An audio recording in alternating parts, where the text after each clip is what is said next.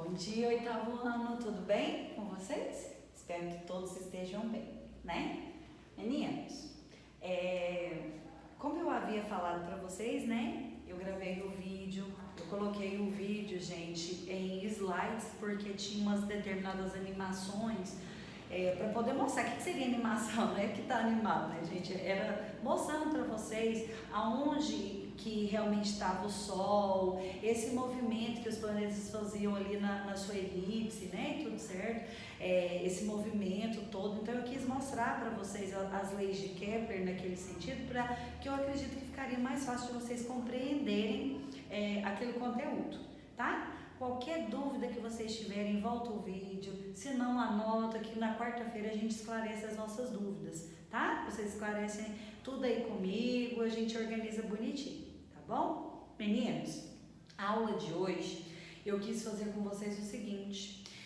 Como eu passei esse conteúdo, falei daqueles modelos cosmológicos, a gente até havia feito a correção, né? Deixa eu mostrar aí pra vocês. A gente organizou aqui direitinho, né? Quer ver? Aqui na página 6, que eu fiz a correção com vocês, né? Foi um pouquinho no vídeo que eu tinha gravado e depois as outras a gente corrigiu na nossa transmissão ao vivo. Ok, então agora, meninos, eu vou passar aqui com vocês a correção. Gente, na verdade eu coloquei ali página... nós vamos fazer a correção, então eu vou começar aqui na página 13 e 14. Nós vamos corrigir agora. Não é corrigir, né, gente? Eu quero fazer essa atividade com vocês. Aí eu vou fazendo, vou explicando, porque aí depois, sim, eu vou pedir vocês para fazer o LA de vocês, né? Aí por isso que eu quis fazer essa... como se fosse uma correção coletiva com vocês, tá? Qualquer dúvida vai anotando aí. Então tá certo, meninos. Primeiramente vamos na página 13, tá? O oitavo ano, apostila 2, né? Página 13 e 14. Eu vou fazer com vocês então uma correção coletiva. Qualquer coisa vocês vão pausando o vídeo direitinho, tá? Correção coletiva. Qualquer coisa vai pausando, ou tira foto, para depois vocês irem anotando aí na apostila de vocês. Ou vai acompanhando aí comigo. Gente, a pergunta dele é o seguinte: qual a diferença entre uma circunferência, né, que é aquela parte de fora ali, quando a gente fala do anel ali, né, gente? Circunferência e uma elipse. Qual seria a diferença? Gente, vamos lá então.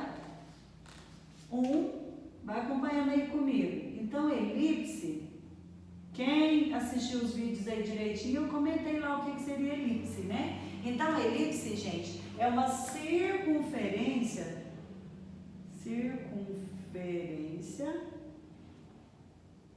vai lá, anotando aí juntinho comigo, uma circunferência ovalada.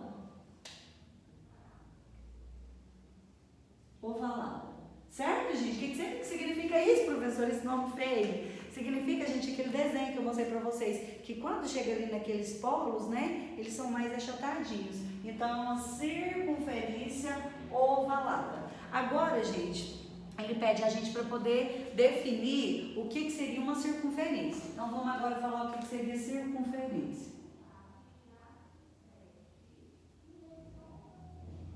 Gente, vai assistindo o vídeo, já vai anotando junto comigo, que não fica nada para depois, né? Que aí fica bem mais tranquilo quando eu pedir vocês para fazer o LA, aí que vocês já vão ter um andamento, né? Uma ideia já o que seria isso. Então, circunferência tem um único centro.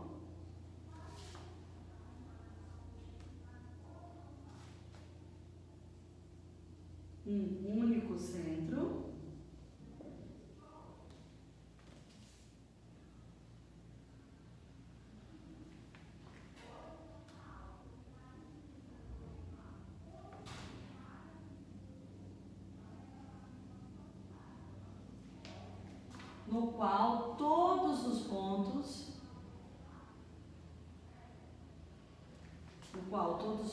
já vai anotando aí comigo, todos os pontos são equidistantes.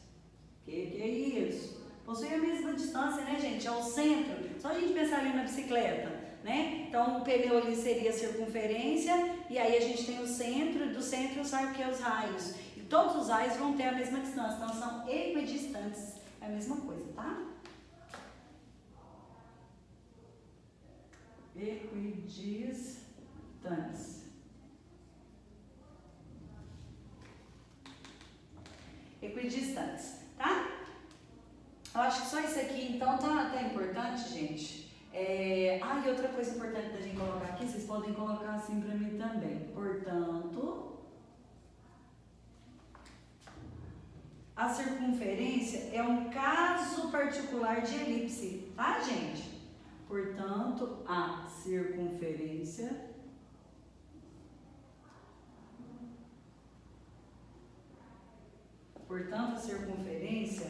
é um caso particular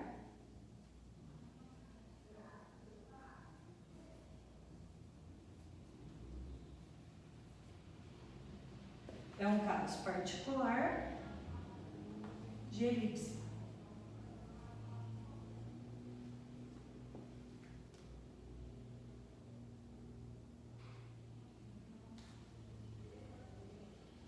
Gente, vocês lembram no desenho que eu mostrei para vocês ontem, que na elipse, né, na circunferência, foi o exemplo que eu citei aqui para vocês da bicicleta, que tem um centro, que forma os raios, né, que tem um ponto lá no centro e sai os raios. Igual da bicicleta, pneu, né, da bicicleta. A roda. E quando a gente fala de elipse, são aqueles pontos lá que eu expliquei para vocês de foco, né, que na elipse lá a gente tem pontos dentro daquela... Da elipse, né, gente, que a gente chama de quê? De foco. E aí, quando as leis de Kepler, a gente fala que possui dois focos que a gente deve analisar. Um foco é o Sol e o outro foco é o planeta, que foi aquela animação que eu fui mostrando para vocês lá, né? Então, vamos lá. Vamos terminar a resposta aqui, ó. É um caso particular de elipse em que os dois focos são coincidentes.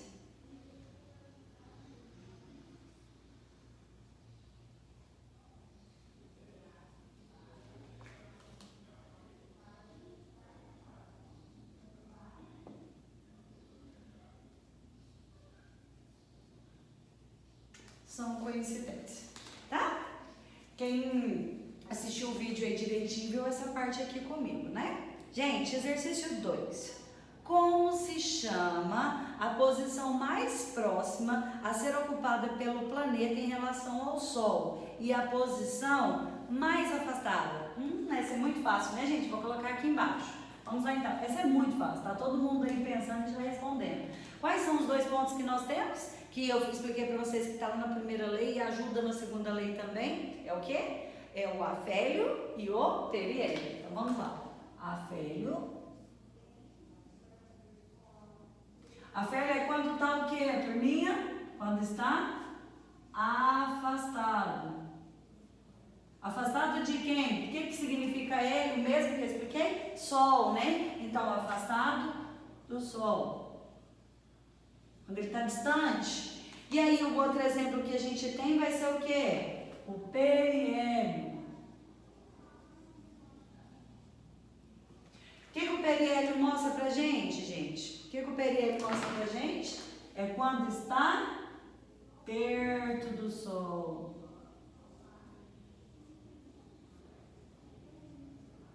Perto do Sol. Aí, ó, só corrigir juntinho comigo, tá bom, gente?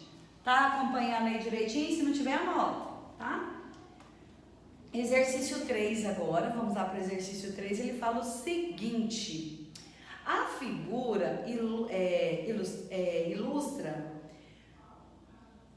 fora de escala a trajetória de um planeta em torno do Sol.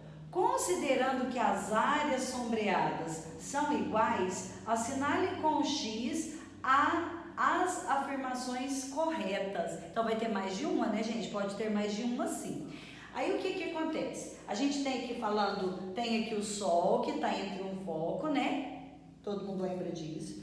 Falei para vocês que aqui vai ter uma varredura de uma área 1, área 2, né? Então varrem áreas, né? Que eu expliquei para vocês, área 1, área 2. Vamos ver quais são as conclusões que a gente pode chegar aí. Ó, Número 1, ele fala assim, ó. O tempo que o planeta leva para percorrer o arco 1 é igual ao tempo que ele leva para percorrer o arco 2. Gente, verdade demais a conta, né? Então, vou colocar aqui exercício 3. Então, ele fala o seguinte, o tempo, lembra de eu explicar para vocês, gente? Área 1 igual a área 2. Vamos lembrar aqui no vídeo, o que eu fiz com vocês.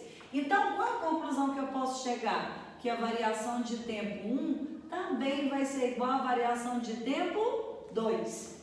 Qual outra conclusão que eu posso chegar? Que a velocidade em 1 é maior que a velocidade em 2. Então, essas conclusões aqui que a gente vai chegar. Então, a primeira alternativa aí, a primeira está dizendo o seguinte, o número 1, os tempos são iguais? Verdade, né? Então, a gente já chegou à conclusão aqui que o 1 é verdadeiro. Vocês vão marcar. 2, vamos ver o que está falando no 2. O tempo que o planeta leva para percorrer o arco 1 é menor que o tempo que ele leva para percorrer o arco 2. Falso, falso. Então, se a gente falou que na primeira é verdadeira porque está falando que são iguais, e a gente sabe que são iguais, então a 2 está errada, erradíssima, porque são iguais. Não tem nada de maior ou menor, mais ou menos, né, gente? Então, são iguais. 3. O tempo que o planeta leva para percorrer o arco 1 é maior que o tempo que leva para percorrer o arco 2. Gente, nada a ver, também são iguais. Então, essa aí também está totalmente errada. Não tem nada de maior, menor, mais, menos, né? Errado. Exercício 4 aí agora. Exercício 4 não, né, gente? O número 4. A velocidade média do planeta para percorrer o arco 1 é igual. É igual, gente?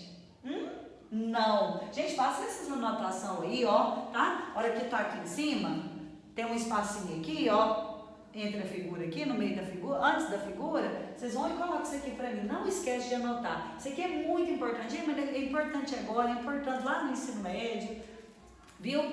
Em 2016, gente, que caiu uma questão no Enem, só comentando com vocês mesmos, caiu uma questão relacionada a isso aqui, ó. Era essa ideia aqui que vocês tinham de ter para responder a questão. Top, né? No Enem, só pra vocês verem. Então, vamos lá. Tá errado, né? Vamos agora pro número 5, né? O 5 fala assim, ó. A velocidade média do planeta para percorrer o arco 1 é menor que a velocidade média dele para percorrer o arco 2. Gente, não é menor não. A velocidade no caso de 1 vai ser o que? Maior, porque está no periélio, está próximo do Sol. E aí até eu expliquei para vocês aquele dia no desenho. Ele vai passando, a hora que vai chegando perto do Sol ele acelera. Vai aproximando, acelera. Não é assim que eu mostrei para vocês ontem? Então, o 5 também está errado. 6. A velocidade média do planeta para percorrer o arco 1 é maior que a velocidade média dele para percorrer o arco 2. Nossa, muita verdade. Então aqui, ó, gente, o 6 também vai estar o quê? Correto. Então a gente só vai marcar essas duas alternativas, o 1 e o 6. Por que o 6? Ele comprovou isso aqui que eu mostrei para vocês, ó, gente. Que a velocidade em 1 é maior. Vamos lembrar aqui esses pontos? Gente, quem tem dúvida nisso aqui na matemática, é só vocês lembrarem. A aberturinha maior sempre fica apontado para o maior. E essa pontinha aqui da setinha sempre fica apontada para o menor. Então eu falei para vocês que a velocidade de 1 ela é maior porque ela está no periélio, está lá próximo ao Sol. E a velocidade de 2, daquele, né, quando ele está lá naquele outro ponto, já vai ser o quê? Já vai ser menor. Por que vai ser menor? Porque ele está afastado, a velocidade diminui. Agora, em questão de área e tempo, são iguais. Gravem isso, que isso é a segunda lei de Newton. É a lei das áreas, né, que varrem áreas, que eu expliquei para vocês. Ok? Dúvida não, né, gente? Qualquer dúvida aí, anota. Tá bom? Anota isso aqui, não esquece não. As alternativas a se marcar é a 1 e a 6. Exercício 4. Vamos lá para o exercício 4. Ó, o que aconteceria com o movimento planetas se a força gravitacional deixasse de existir? Gente, o que ia acontecer? Ó, vou voltar à pergunta. O que aconteceria com o movimento dos planetas se a força gravitacional deixasse de existir? Gente, o que ia acontecer? Se não tivesse, vocês acham que ia continuar aquele movimento lá de elipse e tudo? Hã? Vamos montar a resposta aqui? Então aqui a 4 vai ficar o seguinte, se desaparecesse os planetas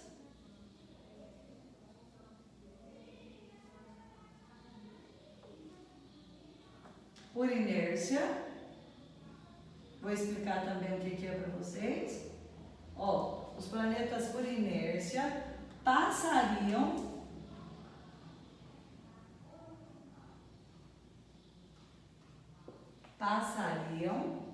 a se mover em linha reta.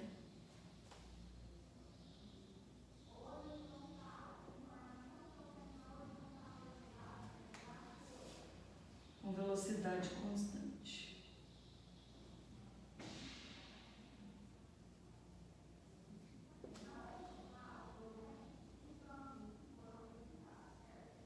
Vou explicar para vocês agora. Gente, então a pergunta do Francião. O que aconteceria com o movimento dos planetas se a força gravitacional parasse, não existisse mais? Né? Que eu expliquei para vocês a lei lá, que ele fala em questão das massas, tem aquele valor de G, aquele valor gravitacional, que eu expliquei para vocês na lei de Newton, tudo certo. Então o que acontece? Se não tivesse mais força gravitacional, os planetas por inércia. O que é inércia? Os corpos estão em movimento. Então, inércia nada mais é do que os corpos iam continuar em movimento, ia continuar a mesma movimentação. Então, eles passariam a se mover em linha reta, com a velocidade constante. Gente, importantíssimo por questões de marcar X, vocês saberem isso. Então, se acabasse a gravidade, né, a força gravitacional que atrai os corpos para o centro e faz aquele movimento lá, ia mudar o quê? Eles iam fazer o movimento em linha reta com velocidade constante. Grave isso aí, não esqueça. Exercício 5. Quando você joga uma pedra para cima, ela sobe até certa altura e depois retorna ao solo. Por que isso acontece? Gente, a gente vem aqui, joga alguma coisa para cima, ela vai até uma certa altura, depois ela vai para baixo. Por que acontece isso, gente? Porque ocorre que essa pedra é atraída pela força o quê? Gravitacional. A pedra é atraída pela força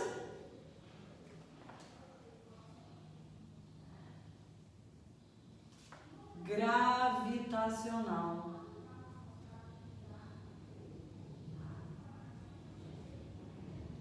Certinho? Então, ele vai até uma certa altura e volta, gente, devido a quê? Devido a essa força gravitacional. E o que acontece? O que seria essa força gravitacional? Questão das massas que eu expliquei para vocês. Então, a massa da pedra, querendo ou não, é menor do que a massa da Terra, né, gente? Então, a Terra acaba atraindo a de massa menor. Lembra que eu falei para vocês? Quando alguém fala assim, estou atraído por você, aí você pega e fala, tá me chamando de gorda? Querido, desculpa, né? Então, cuidado com isso aí, né, gente? Por qual motivo? Sempre o de massa maior acaba atraindo o de massa menor, tá? Tá certo? Expliquei os 5, agora vamos para o 6. 2 planetas atraem-se segundo uma força F. Se a distância entre os 2 planetas aumentam, o que ocorreria com a força entre eles? Vamos fazer o desenho aqui para a gente poder entender. Vamos aqui, vou apagar aqui, tá, turma? Qualquer coisa vocês voltam no vídeo, tiram foto e se organizem direitinho. Então vamos. Então aqui fica o seguinte, ó, ele está falando o seguinte, 2 planetas atraem-se segundo uma força. Exercício 6, 2 planetas, vamos colocar aqui então 2 planetas, eles são atraídos por uma força. Ok. Se a distância entre os dois planetas aumentam, o que ocorrerá com a força? Ó, então tem a força. E se essa distância aqui for muito grande, o que vai acontecer com a força? Vai aumentar ou vai diminuir? Eu expliquei isso no vídeo passado. Vai o quê, turma? Então, essa distância aqui. Então, quanto maior a distância, menor a força. Então, vai diminuir, né, gente? A gente pode colocar assim, ó. Ela será reduzida. Vamos colocar reduzida? Ó. Então, o que acontece? Massa e força são diretamente proporcionais. Se um aumenta, o outro aumenta. Força e distância são inversamente proporcional. O que acontece isso, inversamente proporcional? Vamos lembrar lá de matemática, né? Quando a gente fala de grandeza diretamente proporcional, inversamente proporcional. O que significa? Força e distância são inversamente proporcionais, que se um aumenta, o outro diminui. Se um diminui, o outro aumenta. Então é isso, tá? Então, respondida aí a questão 6. Se vocês quiserem montar em forma de desenhinhos e tal. Gente, o 7, como ele é uma questão bem grandona e tal, eu já coloquei aqui no cantinho para vocês e vou mostrar para vocês aqui agora como que faz, tá? Ele fala assim, ó, a tabela a seguir apresenta as informações referentes ao período de translação. O da Terra, o nosso período de translação é de 365 dias, 365,25 dias. Aí eles aproximam, né, acaba colocando 0,3. O que significa? E o raio da órbita dos planetas do sistema solar. Observe os planetas que estão mais próximos do Sol. Executam uma volta em um intervalo de tempo, né, menor. Use a calculadora aí para a gente poder... Gente, aqui ele foi muito generoso nesse exercício. O que significa? Lembra da terceira lei? A terceira lei que fala que o período de translação ao quadrado é inversamente proporcional, né? Ou seja, dividido pelo cubo do raio é igual a uma constante. Uma constante. O que é constante? É um valor fixo. Né? Ele explicou isso aí pra gente.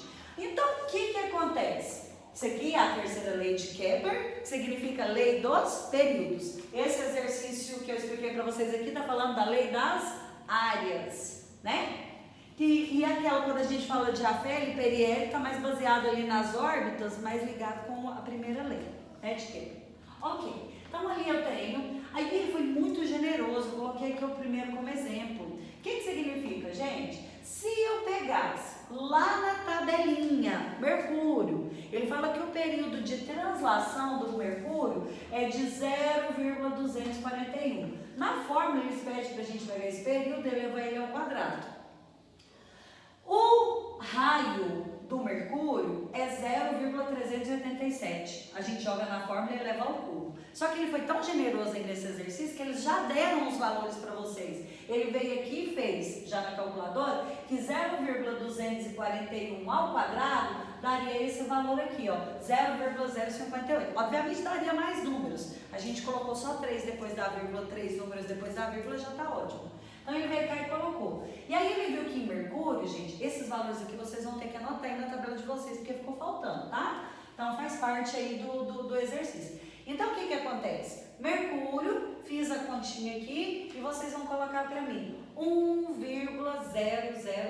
Gente, coloca desse jeito, tá? 1,000 mesmo. Na verdade, a gente sabe que é 1, né? Viu que tá dando a constante? Ou seja, tá dando valor, né? Constante. Vênus, do mesmo jeito. Não montei a continha aqui não, só dividir lá, tá, gente? O resultado. Aí vocês vão anotar aí pra mim, que também deu 1. Vocês estão vendo que tá dando um constante, um valor fixo, uma constante sempre. Quando a gente faz da Terra, também dá o quê? 1. Quando a gente faz de Marte, dá 0,998. Gente, aproximando esse valor também vai dar o quê? 1, né? Porque 0,998 falta muito pouquinho para poder chegar a 1. Então a gente aproxima para 1, tá? Depois, Júpiter vai dar 1,005. Anotem aí, por favor, na apostila de vocês. Saturno, 0,990. Também a gente é obrigado a aproximar, que vai dar 1. Depois, Saturno, Urano, 0,999, né? E Netuno também o mesmo valor, 0,999. Então, todos vocês devem anotar esses valores aí que ficou faltando na tabela. Gente, vocês viram que para todos os planetas acaba comprovando a lei de Kepler, que fala que o período de translação ao quadrado dividido pelo cubo do raio dará uma constante. E aí aqui está comprovando. Independente de dar esses números quebrados, independente disso, a gente sabe que é obrigado a aproximar. Então, quando a gente aproxima, gente, vai dar esse 1,00 aí, tá certo?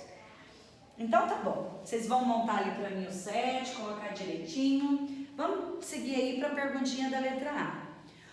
Observando os resultados da última coluna, podemos afirmar que eles estão de acordo com a terceira lei de Kepler. Está de acordo? Sim ou não? Vocês acham que sim ou não?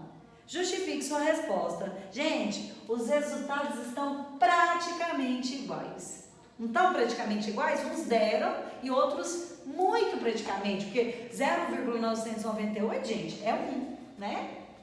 Vamos responder aqui então. Vou apagar de cá. Então vamos, meninos. Essa aqui vai ficar o seguinte. Então a letra A, a gente pode colocar o quê? Que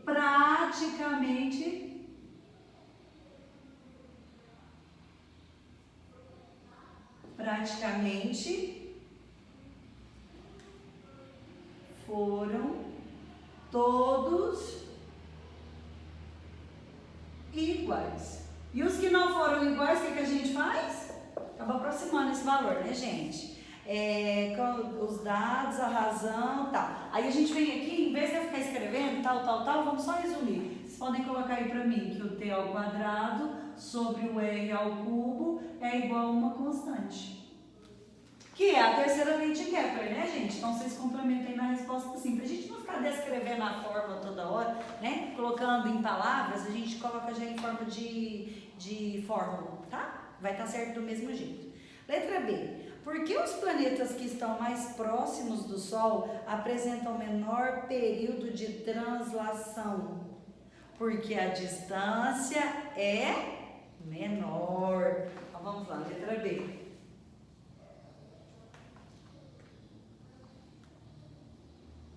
Porque o raio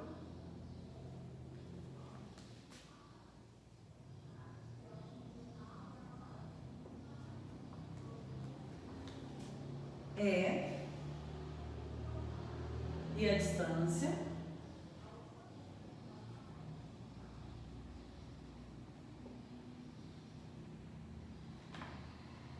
porque o raio e a distância percorrida são menores. Não, e a distância percorrida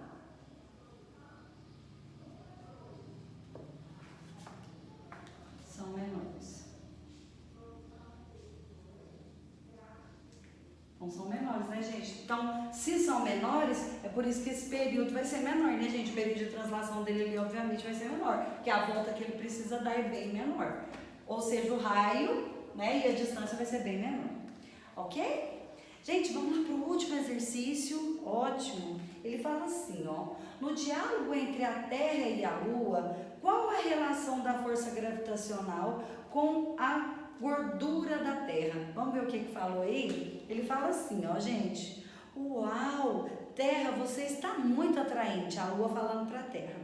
Aí a Terra vai e responde assim, ó. São os seus olhos, Lua. Aí a Lua vai e responde, não, é a força gravitacional. Aí a Terra responde, você está me chamando de gorda? Lembra que eu falei para vocês, devido à massa, né? Então aí, ele está pedindo para a gente poder explicar. O que significa a resposta dessa? Essa aí eu já cansei de falar para vocês. Porque quanto maior a sua massa, maior a sua força gravitacional. Eles são diretamente proporcionais. Então, vou apagar de cá para a gente poder corrigir a 8.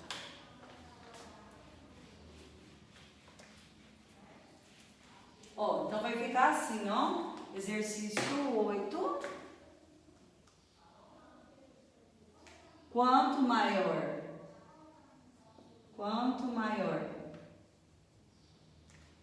a massa, maior será a força gravitacional.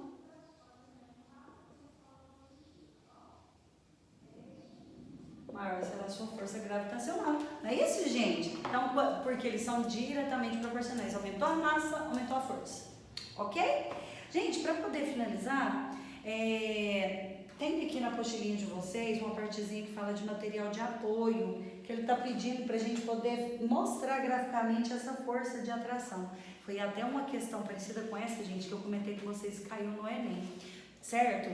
Eu fiz aqui com vocês porque mostra o seguinte, ele pediu para a gente pegar o material de apoio, vou chegar aqui pertinho para mostrar para vocês, material de apoio, aí ele fala o seguinte, para a gente colocar no eixo vertical os valores da força. Então aqui eu anotaria 10, 20, 30, 40 e 50. Na horizontal, ele pediu para a gente colocar os valores da massa do planeta 1. Então, M, 2Ms, 3Ms, 4Ms e 5Ms. Aí, eu fiz a ligação, que quando a massa era 10, foi lá na força 10. Quando a massa era 2Ms, a gente foi lá e ligou na força 20. Quando era 3Ms, força 30. 4Ms, força 40. 5Ms, na força 50. Aí eu vim aqui e risquei, porque eles gostam de colocar, então vou colocar aqui para vocês, depois se vocês quiserem organizar o material de apoio de vocês, tá aí, tá? Comprovando tudo direitinho, a lei gravitacional de Newton, ok? Meninos, então é isso. A aula de hoje, espero que vocês tenham entendido, depois de ter assistido o vídeo, né? Para poder a gente conseguir fixar mais o conteúdo aí direitinho. Qualquer coisa volta, anota, que na nossa transmissão ao vivo estarei à total disposição de vocês, ok? Espero que vocês tenham entendido, né? O que eu queria passar para vocês e até a nossa próxima aula. Beijo, com Deus!